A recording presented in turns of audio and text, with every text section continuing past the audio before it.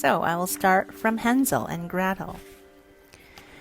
Once upon a time, a boy called Hansel and his sister Gretel lived with their father and stepmother in a cottage near a forest. They were so poor that they sometimes did not have enough to eat. One day, the children heard their stepmother say to their father, "Tomorrow, we must take the children deep into the forest and leave them there. Otherwise, we shall starve." Gretel was frightened, but Hansel had a plan. That night, when everyone was asleep, he crept outside and filled his pockets with shiny white pebbles. The next morning, when the family went into the forest, Hansel walked more slowly than the others. When no one was looking, he dropped his pebbles along the path.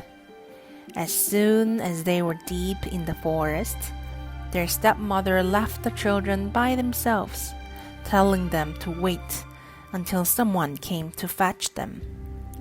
They waited until it grew dark, but no one came. At last, the moon rose. Hansel showed Gretel the pebbles he had dropped. They shone white in the moonlight and showed the children the way home. When the tired, hungry children arrived back at the cottage, their father was very glad to see them. But their stepmother was angry. Next day, she told the woodcutter that they would have to take the children into the forest again. "And this time, we must see that they can't find their way home." That night, when everyone was asleep, Hansel got up to collect some pebbles again. But his stepmother had locked the door and hidden the key. Hansel could not go out. In the morning, before they all set off, their stepmother gave the two children a small piece of bread each for their lunch. They hadn't gone very far before Hansel began to walk more slowly than the others. "Why are you so slow?"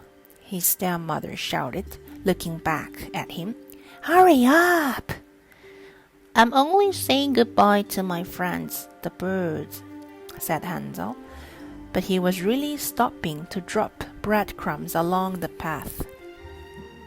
When they had gone deep into the forest, the woodcutter lit a small fire for his children. Sadly, he told them to wait beside it until someone came to fetch them. The children waited until it grew dark, but no one came. When the moon rose, Hansel and Gretel looked for the trail of breadcrumbs to lead them home. But there wasn't a single crumb to be seen. The birds had eaten them all.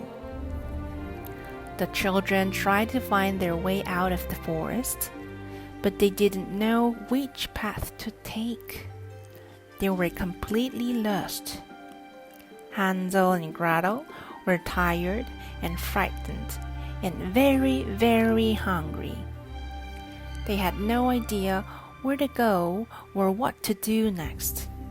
Suddenly, Gretel cried, "Hansel, look!"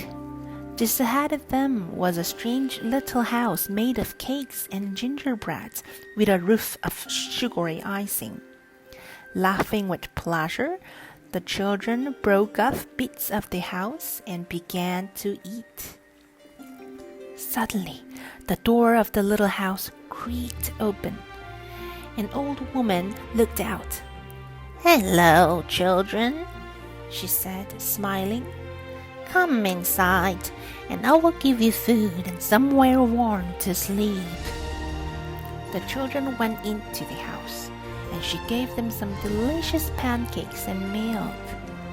In the back room, there were two little beds.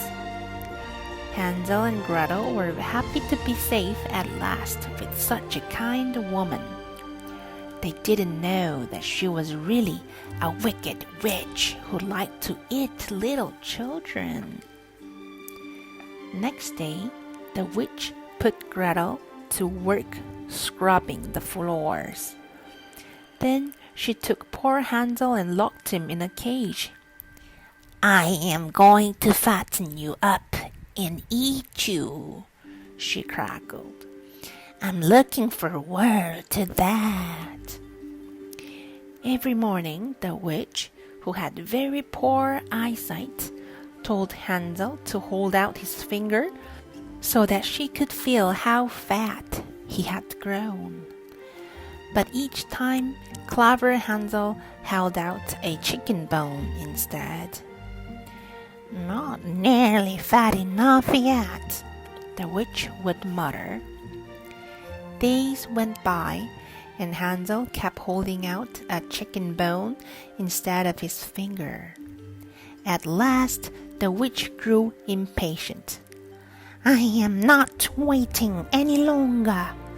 He must be fat enough by now," she said one morning. "Today I'm going to cook Hansel and eat him, Gretel, like the oven." With tears in her eyes, Gretel did as she was told.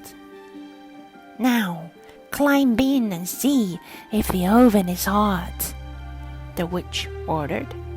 But Gretel was sure that the witch was trying to trick her. "I can't climb into the oven," she said. "I am much too big." "Of course you can," said the witch angrily. "Look, I'll show you." And she bent down and stuck her head in the oven.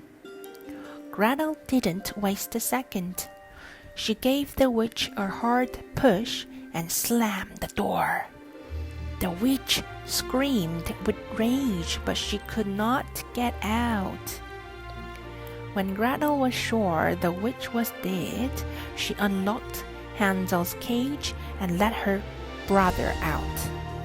"We're free!" she cried. "We can go home now." But first, Hansel and Gretel searched the witch house from top to bottom. In the attic, they were amazed to find chests full of pearls and rubies and diamonds. "We must take some of these home to father," said Hansel. As the children set off, Hansel saw a white dove flying high above. "It's one of my friends showing us the way," he said. Soon, the children saw their own cottage through the trees. Their father was overjoyed to see them. "Your stepmother has gone, and she is never coming back," he said, hugging the children. When he saw the jewels, the woodcutter couldn't believe his eyes. "We are rich," he cried, "and we shall never be parted again." And they never were.